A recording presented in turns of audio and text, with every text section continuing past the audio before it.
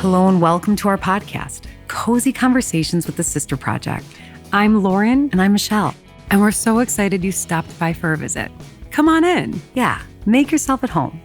We're two Midwestern sisters who love a good old-fashioned conversation and enjoy sharing our life experiences with one another and you. Consider this your one-stop shop for cozy, mindful well-being, along with some entertainment and lots of wheezy laughing. Oh, you bet there'll be a lot of that going around. Our goal is to live our coziest life and inspire you to do the same because the truth is, we think it's good for your mind and your body. Thank you so much for tuning in. Now, let's get cozy.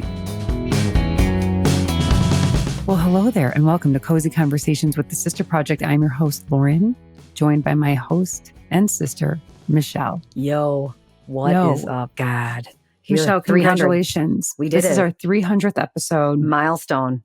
This is a milestone. We should have done something big like a giveaway, but I don't have time to do things like that right now. So maybe for the 400th. Just us. Everybody just buckle up, sit around for 100 more, and maybe if you're lucky, you'll get a bag of Dick's bag or something. Oh man, you guys, listeners, thank you so much for joining in on another Cozy Convo. We've got a great show coming for you. Just a few housekeeping things. We want to remind you, save the date, July 18th. We are having our next Curaleaf Asking for a Friend event in New Lenox, Illinois.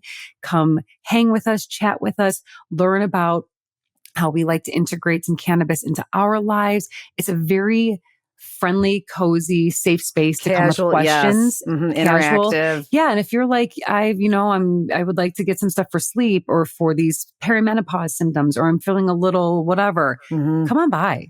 Join us. We're going to be linking the episodes coming forward. So next week we'll have the invite. So you just sign up. It's free to sign up.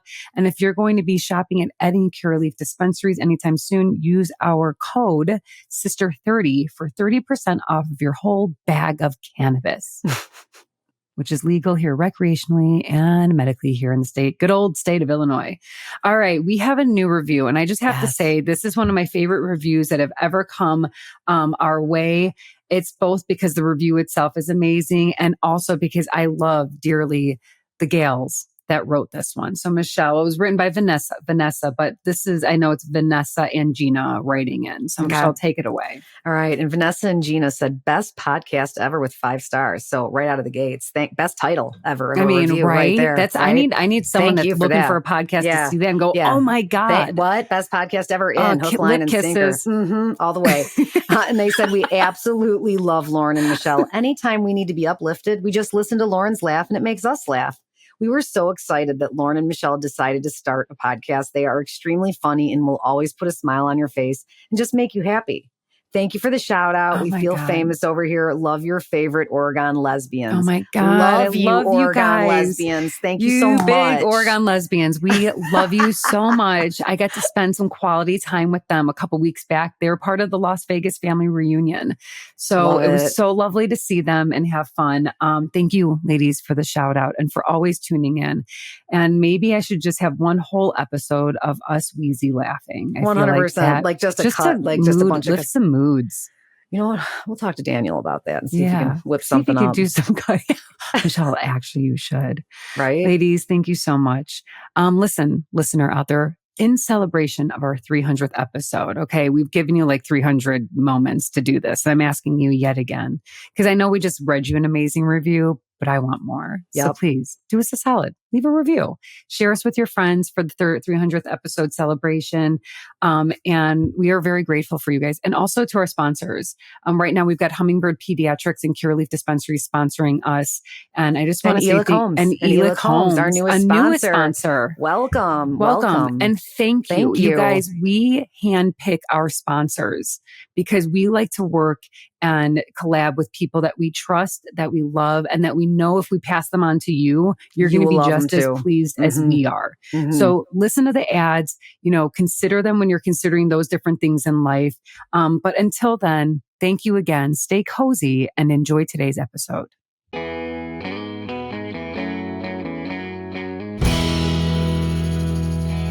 Oh my God, Michelle, it's our 300th episode. Hurry up. Popping bottles. Did you bring any poppers? Wait, are poppers? I think poppers are, no, I think poppers are for, I have to find out exactly what poppers are. I mean, I know you sniff them And I think it loosens your asshole. Well, I think it also brings you to a realm where like your brain is cool with like the butt play. I think it relaxes things. But those are not the type of poppers I would have brought. No. I was talking about those New Year's Eve. I love those little bottle, and then the smell after those. Do you remember the smell? It smells like gasoline or something. It did have like a match. Yes, now that you mention it, it did have a smell. Oh well, if I had them, I would bust them all open to celebrate 300 episodes. We have 300. Let's toast.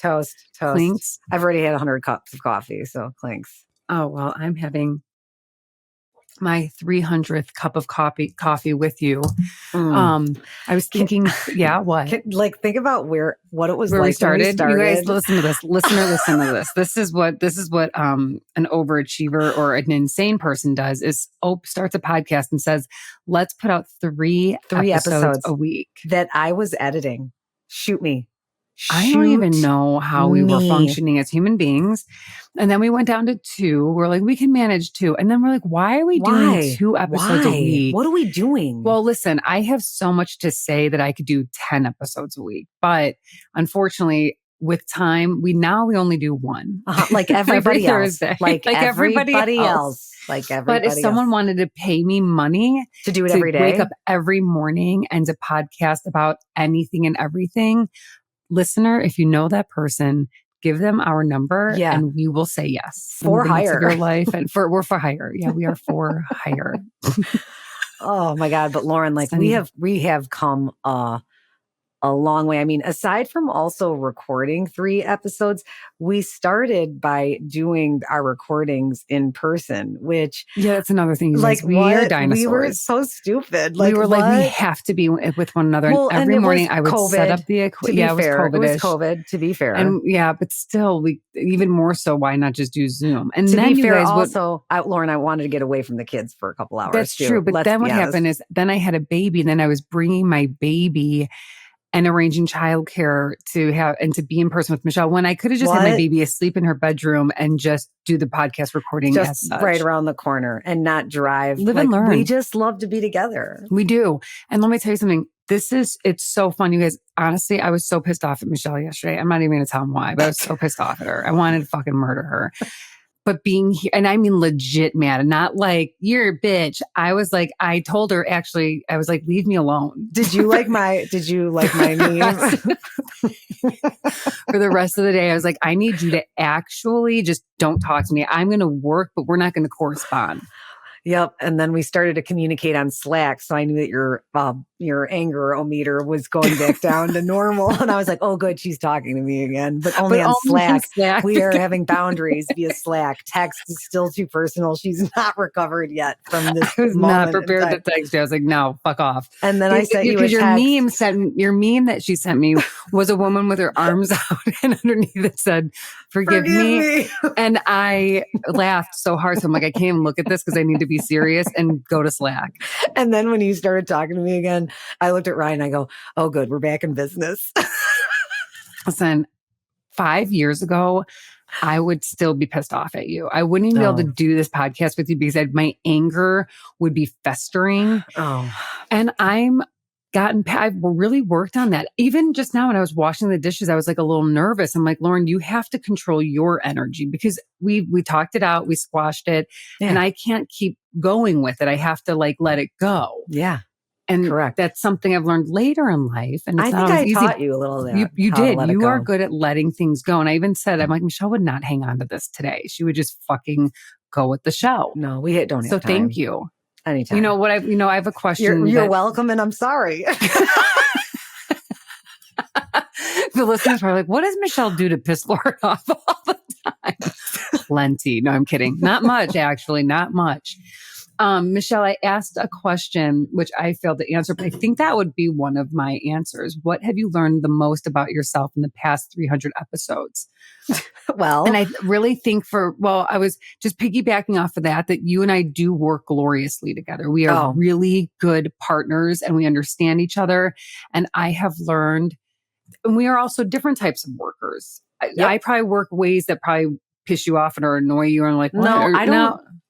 No, okay. I don't get annoyed, really. You I mean, really there's a don't. couple, there actually, that's not true. There's a couple of things where I, like, will see a text or something and the way you've worded it, it kind of like when you're talking to somebody, whatever. I don't want to go into too much detail here, but I can feel my like baby boomer influence of like being working aside our dad for God, I wonder, many years. what did I say? What is it? Am I like, what's up? When you're like, you know what? I'm sorry, I didn't get that, text to you or email or whatever, mom of a 15-month-old kid. I'm kind of like hanging on a thread. And in my mind, I'm like, why didn't you send that? That is not an acceptable statement. I know. And I'm like, hey, I just finished sucking my thumb because my daughter punched me in the face. Sorry, can I get this email to you? Yep. And like, to be fair, she doesn't punch me in the face. But you know what I'm saying? The emotions feel like it. But I learned that, that I am unlearning some things still about like how to like be a productive worker and producer and head of a company. And like that you kind of have taught me, like, it's also like, okay, and we're going to get it done. And it doesn't have to be like Johnny on the spot. I admire people who are Johnny on the spot. Like they wrap up a meeting, then they get the notes to you like within 5 minutes. That's, but usually when I'm wrapping up meetings, I'm going right back to it's motherhood. Yeah. And that's another thing I've learned, to give myself some grace. I posted something on my personal handle the other day that really spoke to me, and a lot of people too, because I'm seeing people chime in, and it was like a photo, and I said, I will never be this version of myself again. I need to slow down and give her some grace and enjoy her. And I'm like, that's it. Like, this is not going to last forever. So yeah, in 300 episodes, a lot has changed, but you just kind of, and the workflow changes. You just go with the changes. You go with the flow. You try your best. You go with the flow. I'll tell you what anxiety the first 100 episodes was through the fucking roof, because I was editing, because there was a pressure to like make sure that it was right. I felt like if I didn't do it right, we were going to be canceled or no one was going to listen to us. Really, like, police ourselves. And we're like, I was so totally anxious. And now I'm like, honey, we are professionals. Send it to the editor, give them our timestamps, and have a good one. Shout out to Daniel. He edits all of our podcasts, and he does a really great job. And I've never met him or corresponded with him, but it's me, Lauren. Gracias. No, Daniel, I have to say you are a true pleasure. And I love working with you because he is so consistent. He is so reliable. He is a communicator, and he is just like, he's like a dream. And I feel like we've made friends via this app. Totally. And he gets it done. And I never, ever doubt him doing his job ever. So and hopefully he's not bored by us. I hope he gets a chuckle here and there. He gets a chuckle. And you found him on Fiverr. Yeah, so not sure how to say it, but that app has been either great. Way, but that was a great database so folks for you. in like the podcasting space or really any sort of like online digital space, that is the app that I use to go outsource work that we are too busy to do ourselves or just don't want to. Yeah. And, being the CEO of the Sister Project, with my co-CEO, we are learning every day. Like, sometimes people are like, you guys really got it all together. And I know there's people that are like, oh, wow, they really see. No clue. Sometimes we learn things and we're like, what? Who, how, why have we not heard about this? Whatever it might be. We've been doing it in such an archaic way.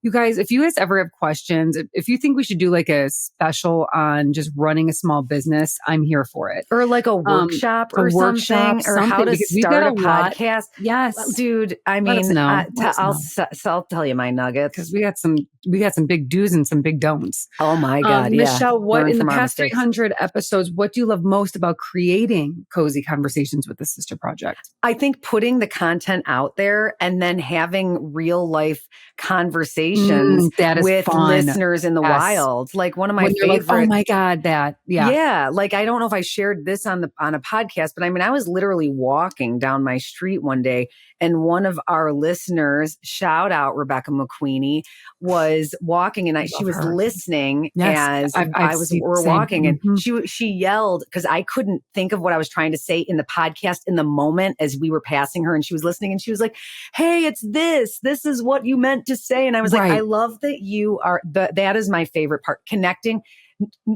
knowing that what we're putting out there is connecting. People are listening, and people are finding what we're sharing helpful and useful and applying it to their own lives. Totally. I love that. And then also laughing their asses off. I've seen her on the trail before, and I waved her and she's like, listening to you now. Yep, totally. Thanks, Rebecca, for listening. That's a favorite of mine, Michelle. And I think another favorite thing of mine is I love putting the show together. I like finding the topics we're going to talk about. When I was younger, I wanted to have a magazine company. I wanted to run a magazine. That dream got killed, but we won't go there. Squasher. Someone squashed my dreams. So I didn't do that. Didn't even go into that industry. But I would cut out. Mom and I would go to the Jewels, however you want to say it, and I would sneak in like 3 to 5 magazines. And at the point that I was very interested in magazines, it was like I was sneaking in Style, Us Weekly. No, it wasn't pop culture. It was like lifestyle magazines and fashion. So it was In Style. I liked a good Cosmo once in a while, but I wasn't like a junkie for that one. I loved In Style, loved Vanity Fair. Oh yeah, you did. Oh my God. I actually need to pick up a copy and just like touch it and read it. And I would get a composition notebook, the one with the black and white cover. Yeah. And I would cut out things that interested me. Oh and my I would God, you were like sort of like mood boarding. I was mood boarding or scrapbooking, and I was creating like what my idea of a magazine would look and feel like. And it also inspiration, like a lot of travel stuff. And I think having the opportunity to do this and on our Instagram and share things I love, and again, have these conversations with people about it and learn from our listeners as well.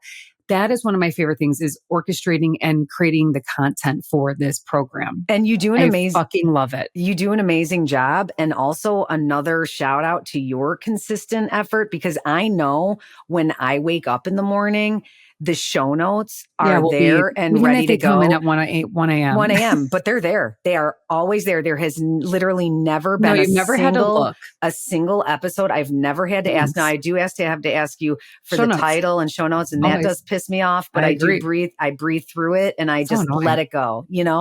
Oh, it's so annoying. Last week I was trying to do the new program that we were instructed about, and I wasn't getting the content I needed. So I was running late. It was so annoying. I was annoyed. Trust me. I'm like, oh, Lauren. But it's a fleeting annoyance, because I have ADD and I have a goldfish memory, and nothing lasts forever. I just move on to the next Not thing. you. I have an elephant memory where I remember things. We have to let some things go. If you've crossed me, you'll know about it. Or maybe you won't, but that depends.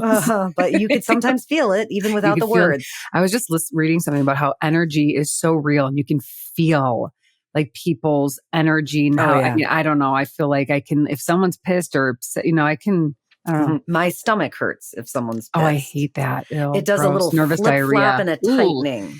Icky. You guys, listen, after doing 300 episodes, I just want to say to our listener, or if listeners have people in their lives, if someone wants to do something, support them in their endeavors, because this wouldn't be possible with our spouses and partners and kids supporting us. True. And also just do it. Like, even if it starts as like something small you're doing. And what did I say? I read something the other day. It was being ready is not a decision. It's an action. You just do it. Cause the more it's not, if you just keep waiting for your brain to say, okay, I'm ready. You might be waiting a long time, because the brain needs to be tricked. The brain needs to be showed it can do it, not kind of always told. It has to just start doing the actionable things. And I say go with it. Just rip off the Band-Aid. Just whatever it is, whether it's a hobby or a new job or quit a job or I love doing this so much. And if we weren't doing it, I don't know what I would be doing. Where would we be? Where would the sister project be? I know, right? Let's see where it goes, you guys. So hang on for 300 more. And I just want to say, then, I just want to say to what you were saying too, like when you have a desire and you want to do something, and sometimes it's that fear or that, I don't know if I should, or it's not the right time. Like that is exactly the right time. And exactly, because there is no right time. No, there isn't. There is never going to be a right time. life is always going to be serving up some sort of bullshit in this direction. And time is going to be strapped for some time in this direction, whatever. So now is the time. There's no time like the present. Just exactly. Do it. Well done. All right, you guys, thanks for sticking along for 300. We got a great little podcast today. We're talking about perspective, and we're going to jump right into actually a real quickie. It's the summer, and I'm doing all my city walks now. Like sometimes I take my walks at dusk, and I don't know if it's because I haven't gone on a walk at this time or if something's happening. There are so many lightning bugs. It looks like Anthony and I traveled many moons ago to a place called Vieques. It's a really cool island off of Puerto Rico. It's a Puerto Rican island. And you take a little puddle jumper and they have a bioluminescent like bay. So you get on a paddle board. It's super cool. And like as you're putting your oar through, it kind of sparkles and shimmers. It's really neat. Why does it do that? It has something to do with like microorganisms and organisms. Maybe moon. I don't fucking know, but it's really neat. And that's what like our park's looking like. It looks like this bioluminescent, like they're low to the ground and they're just fluttering and like lighting up all over the place.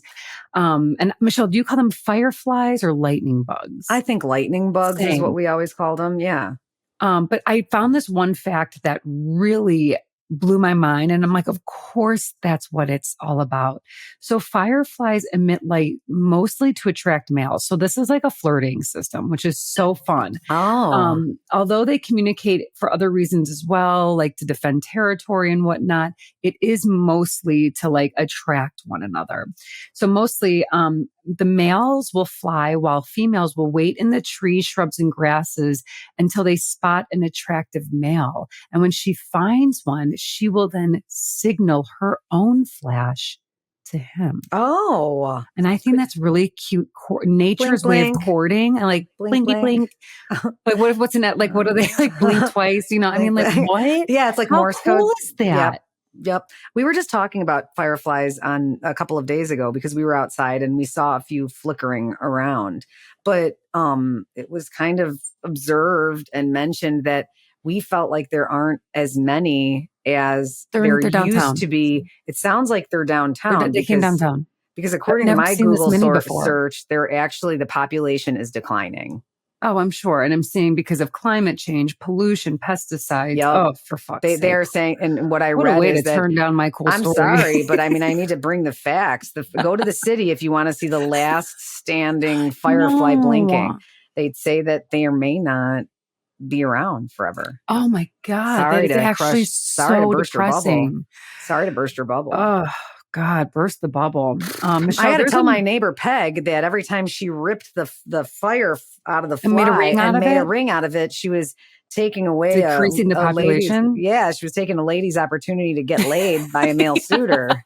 It's a weird thing kids did back in the day, make a ring out of the lightning bug. But you know what? She's a nurse now, so maybe that she's into it. That's what she did. It's a little dissection.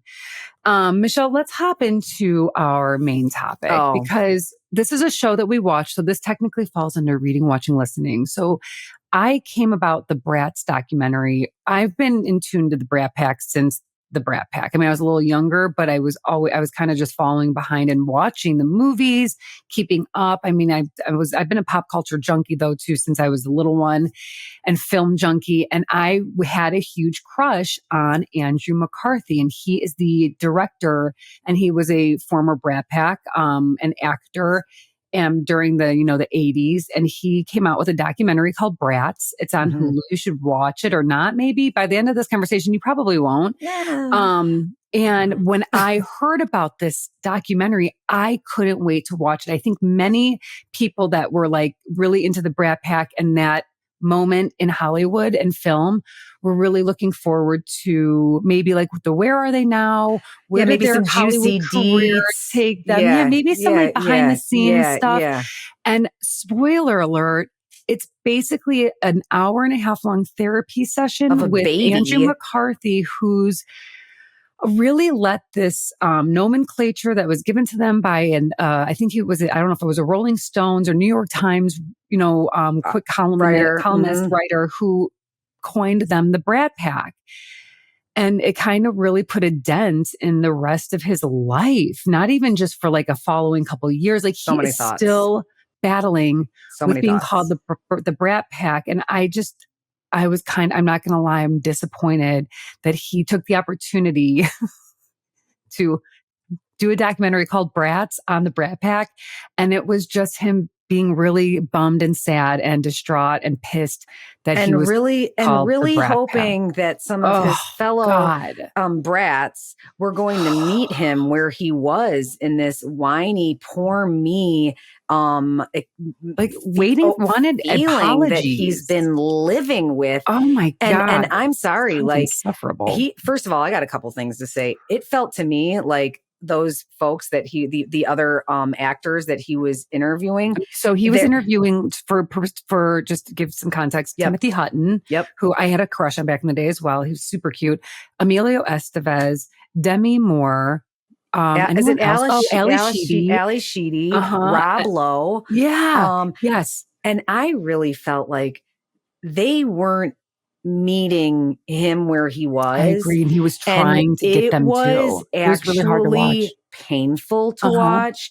And I felt like Rob Lowe and Demi Moore did the most incredible job. Actually, they gave him a master class in like mindset and gratitude and perspective. And he still was just couldn't grapple with his very fixed mindset around that idea. Yep. I mean, it's like he has not, and I give him credit because he put out his feelings and he was being vulnerable on camera, which is not easy to do. And he was open. He wasn't like Demi really came with almost some like philosophical ways of looking at this situation. She's a sharp cookie. She is. I get goosebumps. I love her. I have been a fan of hers since day one, since Ghost. And like even in Striptease and G.I. Jane, when she shaved her head, I'm like, she kept going. See, here we go. She's got grace and brains. Okay, yeah, and here's the deal. As you can see, Demi had these roles I just kind of, rolled out. And she's now where she is now. She's more like getting into the fashion world. And she did the Swans, the Feud. She was in the Feud, the Truman Capote show. So she's still going.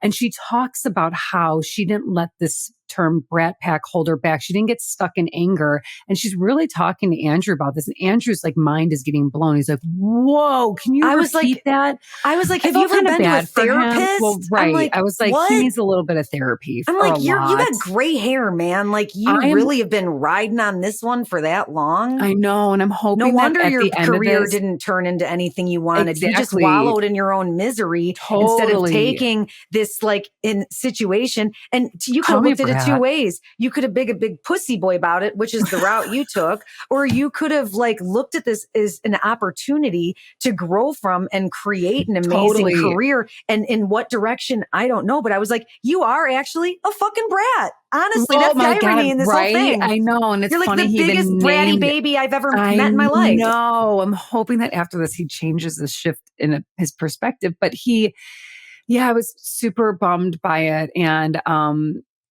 well, what did you think about his conversation with the writer?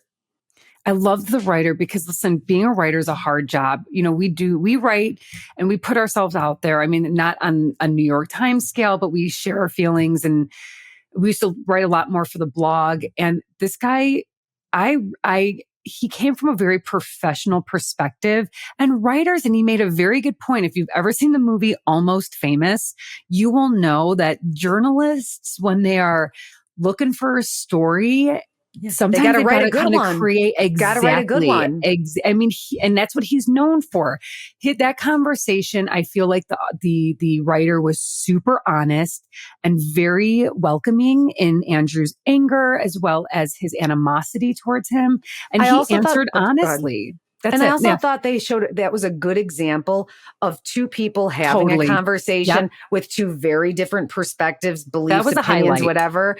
That was the best part to me, honestly, because everything else I was like, oh my God, does anyone have any toothpicks to hold my eyes open? And then there's another, and then he spoke with Malcolm Gladwell, who is the author of Blink and How to Talk to Strangers. Great, an incredible thinker. And I enjoyed his perspective as well. I think I might have blacked out, or maybe I didn't recognize him. Oh, wait, that's okay. Did he curly hair, crazy curly brown hair? Yeah. He had some zingers in there too. And I loved that moment in time. And I thought it was going to be so different. So hopefully this therapy doc for Andrew worked for him and he shifts a little bit. I would like to see him like come on the Today Show and talk about maybe how people received it and, hopefully he has some healing because he can't go to the grave still pissed off about the Brat Pack. No, It just is not possible. I think he should change the title to A Brat's Perspective. Michelle, I mean, honestly, and then the funny thing is that I thought was kind of ironic, and I'm sure this was done on purpose, but he was so upset about being called the Brat Pack, and then he titles the film Brats. So I was like, I'm sorry. This guy has spent a lifetime mulling over the fact that somebody called him a brat. I know. I'm sorry. Imagine what he could have done blown. Getting all of these actors that he spent time with in the past and what our generation of audience would have done. This could have been a huge documentary. This is such honestly, what he's created is an example of exactly if you want to live a mediocre life filled with chronic unhappiness, and beliefs.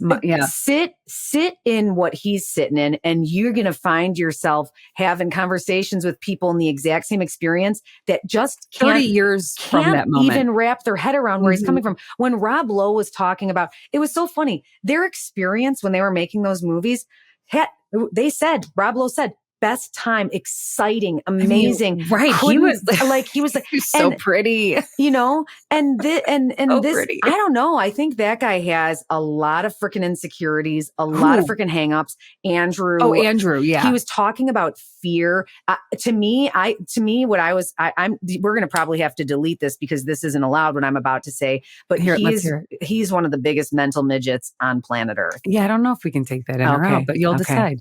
Honestly, literally, that guy needs like a master class in mindset. 100%. Yeah. And I don't know. Well, to look further into this, because I was like, many moons ago, I was at a job and I was having an issue with a customer, and my manager at the time said to me, and it's always stuck with me, and we've talked about this perspective. He goes, Lauren, perspective is everything. And I didn't want to hear it. I was like so pissed off about the situation at hand. I was like, fuck off with your philosophy, blah, blah. And now it's like part of my life because I am grateful for him because he taught me that. And I've read it before, but I've never been in a situation where I really had to be told it. And I can completely see how that situation I was in could have been switched if I changed my perspective. 1000%. I'm going to take us in a different direction here and share an example of somebody who I think absolutely destroys it when it comes to. You're going to love it. Wait, is it a famous person or someone close to us? I don't know what you're going to think. So I'm literally obsessing right now because Taylor Swift just was on stage with her boyfriend, and it's the cutest thing I've ever seen. I'm here for it. I fucking love it. Okay, see, I need to work on my perspective there. Okay, you do. But right before her London show, or just there's a little bit going on right now. David Grohl came out and said that Taylor's, she's not singing live or whatever. And you know what? If this was said to, if she had the mindset of Andrew. That's his name, correct? Yep. She would have been like, I'm mad. Somebody accused me. Yeah, she slapped back. And you know what she did? She stood on stage and she was like, you know what? When people talk shit about me, the only thing it does is makes me want to work harder. And I'm like, honey, sweetie, that is the secret sauce to life. And that's when why you so use successful. Things like that to fuel your drive instead of drive you down into the ground. I can totally see that as being an example that you would share. I like a little bit more diversity in my news. And I'm just talking right now, my news he came on stage. So now it's just Taylor and Travis. And I'm okay, I get it. Like they're together. Good and vibes. I'm happy for them. I'm all for it. Yeah. But I also want to see other things that are going on. In fact, I will tell you, seeing the cast of Fleabag dance to Shake It Up and seeing Prince William dance to her, that was a highlight for me. That bring me to the Taylor Swift show and all the news and media, but show me that stuff too. Yeah. And I've seen some really iconic photos of her that I dig, but like the one with her in the dress with the words written under and she's like with the mic, like that's a badass photo. Yeah. That'll go down in history. Yeah. But yeah, badass. good. That's a good one. Like consider what that might be like. Something yesterday. Oh my God, I started crying in the car. It was the most beautiful thing I've ever seen. There was a woman walking across the street. You can tell that she was down and out. And a man honked his horn. And I first watched because I was a little worried. And he honked his horn and he was like, hey, come here. And he was driving a very nice vehicle. And he pulled out bills. Just you could see, and he like had it between his fingers. He's like, here. And she had her hand to her heart. And she's like, no, it's okay. And he's like, please, I want you. You could see him being like, it's okay. And he was going like, it's okay. It's nothing. Just please take this. And she had like the most grateful, saddest look on her face. Yeah. And I looked at him. I just wanted to like blow him a kiss or throw a peace sign. And he just drove away. And she just looked back at him and just was like, it was just a fucking loaded dude that saw a woman down and out and probably gave her a couple $100. But like that's the power, I think, of standing in someone else's perspective. Or I'm sorry, standing in someone else's shoes. And then a couple other, not maybe obvious or not so obvious, shifts in perspective or ways to shift is to assess toxic relationships. Embrace change. Stop comparing yourself. Oh, yeah. Yeah, I've gotten a lot better at. It's just such a waste of time. It's such a waste of time. Mm-hmm. Help others, take good care of yourself, let the little things go, learn a new skill. Love that. Practice gratitude. It's a good one. Accept yourself. Ask yourself questions. Why is that making me upset? Why is that pissing me off? Why do I think this about that? And 15, think big, think bigger. Love that. Andrew, listen to our podcast, read this article. Okay, before we wrap up this conversation, Michelle, your Brat Pack crush you wrote is Corey Feldman. So Mouth from Goonies. So I was like, I love that. Let's go with it. Has anyone ever seen The Burbs when he's that annoying neighbor? It's one of my favorite characters he's ever played. Such a skid. Like such a little turd. I looked up Matthew Broderick was technically part of the Brat Pack. I mean, at least he was in a Ferris list Bueller. for Ferris Bueller. Yeah, and other movies. Honestly, out of all of those movies, because I was like looking up all the movies, honestly, like 16 Candles was funny, yeah, haha, but like nothing really moved me like Ferris Bueller. And it was probably because of the parade scene that really singing, one of the best scenes in cinematic history. Literally. Does Goonies count? Why not? Like the Brat Pack, here's another thing. The Brat Pack, when I saw it, was like 6 to 8 people. In that moment in time, there were so many. I would have been pissed if I was not part of if I was an actor at that time and they're like, here's the Brat Pack in Hollywood. I've been like, why aren't I fucking in it? I'm part of this generation of film. Patrick Swayze, Matthew Broderick, Robert Downey Jr. Like, where were they? Jennifer Grey from Dirty Dancing. Like, that's the Brat. See, I think he was just being a little nitty. I think somebody was desperate to make something and he couldn't find a good topic. So he just decided to wallow in his own misery. And Agreed. It didn't hit. It didn't hit. My favorite Brat Pack movie or movie of that time, like if we're going to talk about like Andrew McCarthy, Less Than Zero. It is a heavy hitter. What was that one about? It's about like rich LA, California kids. They go to college, come back. And one of their friends has gone to the dark side, is like sucking dick for cocaine, literally. I mean, there's a scene where you're like, oh my God. And as a kid, I mean, I'm watching this movie when I'm like fucking 11 years old, way too advanced for me. You and everybody else back then. That's how it was then. We watched crazy shit. So there you have it, listener. I don't know. Would you watch it? Maybe watch it. Let us know what you think. We have a lot of people writing in saying that they were pretty disappointed with it. So hoping that Andrew heals after the public. Same. Prayers for Andrew. Prayers for Anthony. The biggest brat of them all. Okay, let's switch gears here a little bit as we round towards the end of our show. Michelle, I'm not reading anything right now. I got something. I've got something. The Logan Square frying pan vigilante. I've been reading that news article. I've been watching that video. You guys, nothing gets more Chicago than fighting the intruder that has intruded into your home.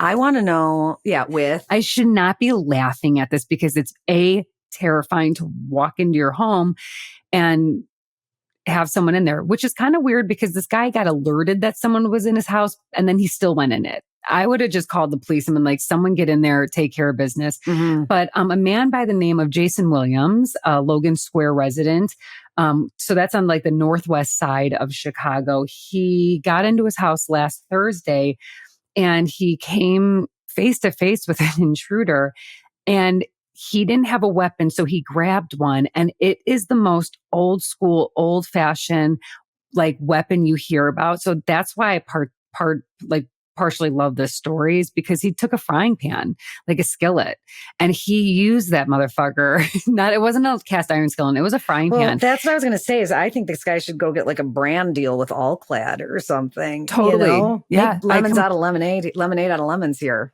I mean, I have watched the video of him and again, it's not funny, but I can't help but laugh when he is chasing the intruder around the front yard, the backyard and whacking, like trying in a circle. To hit him. It was like a cartoon. Circle. It was like a cartoon.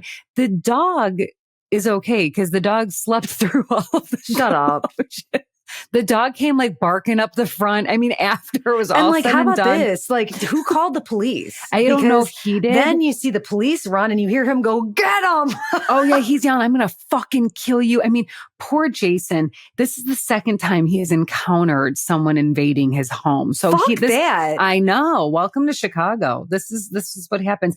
But this is one of my favorite parts of the entire This is one of my favorite parts of the entire article.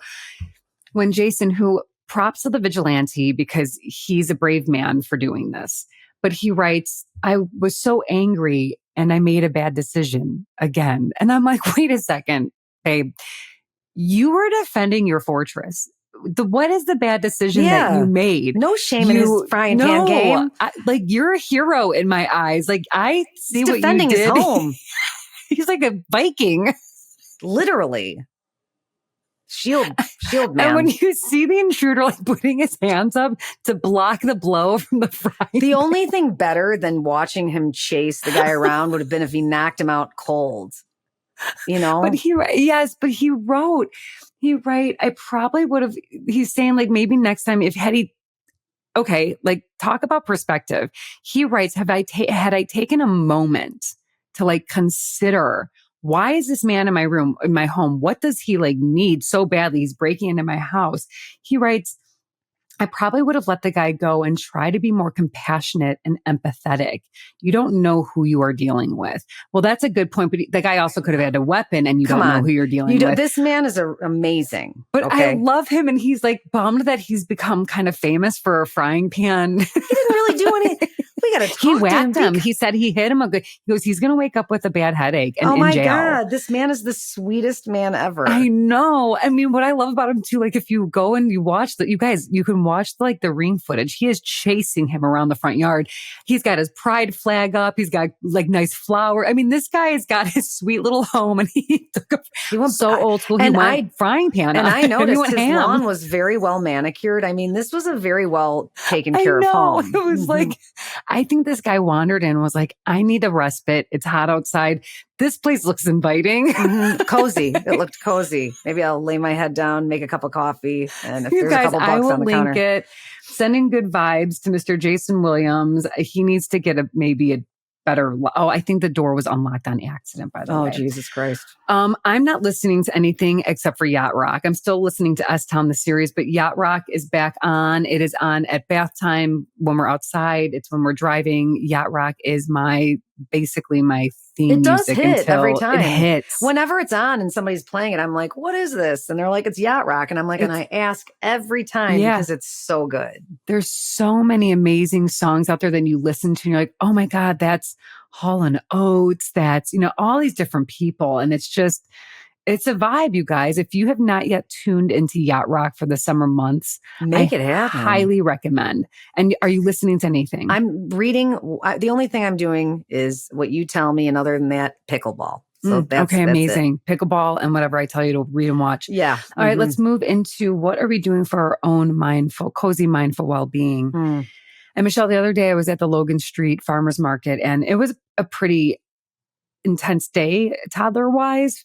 Morning, just she's at You were an being age- tested. I was being tested. A lot of breathing. Sometimes my thoughts of, gosh, it sure was nice when I didn't have a kid float in. And Anthony and I talked about that perspective as well on Sunday, because life is just so, like going to the farmer's market when I didn't have a kid, I was like, ooh, honey, tell me, what is the 10,000 step process that, and now I'm like, now give me give me the biggest fucking bottle. Yep. So, and now I'm at the farmer's market and I'm the one that's walking around. So what kind of grass do the cows eat? Yep. And I'm like, fuck you and your cows. Are you doing a Kentucky Blue? Are they eating a Kentucky Blue? No. So at the end of this farmer's market stay, and Luna has 4 stuffed animals in her hand. We've got to work on that, whatever. It was just a lot. It was a lot of me carrying her. And okay, there we go. So it's me working at holding her and her freaking club of stuffed animals, pushing a stroller when we went to like the grassy area. And Michelle, when I tell you, I rolled my stroller through the most freshest, hot, massive. I would have thrown the stroller in the garbage. I was so fucking pissed. This came from a very large dog that maybe has some GI issues because it was a little too soft. And just laying there. Just huge. And of all of the places for me to roll my stroller through, I run my back wheel through it. And I start smelling it right away. And I'm looking at my shoes and I'm like, what the fuck? I look down and I'm like, oh my God. It wasn't even, you guys, I know, like it was worst case scenario. And you rolled it. The whole rolled. It was a donut. Imagine a donut with crap frosting and also, but all around the whole donut. That is what happened. So I have a big Nalgene bottle. Now I'm splashing the poo with water, like getting as much energy from the bottle to splash it. So the poo splashes off. I'm wiping it with diaper wipes. Luna's crying. Oh, that sucks. And people are walking by looking. And I'm like, this is very hard. No one offered to help. And I really desperately wanted someone to ask me so I can laugh about it maybe, because it was really hard moment. That's a bad day. It was a bad day. And I really had to after I put Luna back down. So the reason why I'm telling this story is because what I'm connecting to again is after I put her back down for her nap, I was like, I need to like organize the toys and do this. And I was like, fuck off, Lauren, lay down. And I put my back on the mat on the floor, my legs up against the couch, my arms spread out. And I laid there for like 15 minutes and just mindfully was breathing. Mine would wander. And I was having positive dialogue. I'm like, this is where I am now. It's temporary. This hard moments won't last forever. And I really worked on getting my shit together and rerouting my day. It completely rerouted my day. Because I shifted it all. I shifted it. Yeah, because if you let the poo on your tire ruin your day, you're right up there with Andrew McCarthy. You're right. Honestly. You're totally. Honestly. That is. We're going to start calling people that do that. Yeah, Andrew. You're such an Andrew McCarthy. Stop being like an Andrew. Stop being Andrew. Okay, Stop being Andrew. A little bratty Andrew. So I'm telling you, taking that time out to focus on my breathing works, you guys. Just do it. Whether it's 1 minute or 15 minutes, take it. It will bring you back down. Blood pressure lowers, homeostasis sets in. Yeah. What about you? Good tip. You know what? I'm taking advantage of some gym equipment I have in my garage. I didn't even know you had gym equipment. I got a TRX. Are you going to be lifting? Are you going to be doing chest presses? I've got kettlebells. I've got everything that you need that I need to continue my getting ripped effort to getting jacked with Megan Jackson. So she actually shared a little workout because she's away. And we screenshot it. My friend Jackie, who I've been working out with, came over and we blew it out in the garage. Love it. And now I'm sore AF. Good. Isn't that the best feeling ever? And everything was just right there. Everything, I just had it. Right there. Like literally, no one's ever used it. You don't even, no one's ever used it and you don't have to pay a gym membership. Just go use what you have. We did. All right, you guys. That wraps up episode 300. We are so sincerely grateful for your listenership. Do us a solid and send this episode to your favorite, like Brat Pack loving friends and family. So if you've got like someone that had hardcore crushes on these guys and gals back then, love those movies, copy the link, send it to them, and maybe give them a little, you know what, Michelle? Yep. Stay cozy, listener. Thank you for joining us for today's cozy conversation. For more of The Sister Project, check us out on Instagram at The Sister Proj and our website, www.thesisterprojectblog.com. Don't forget to subscribe to our podcast and maybe even drop us a review. Until next time, stay cozy.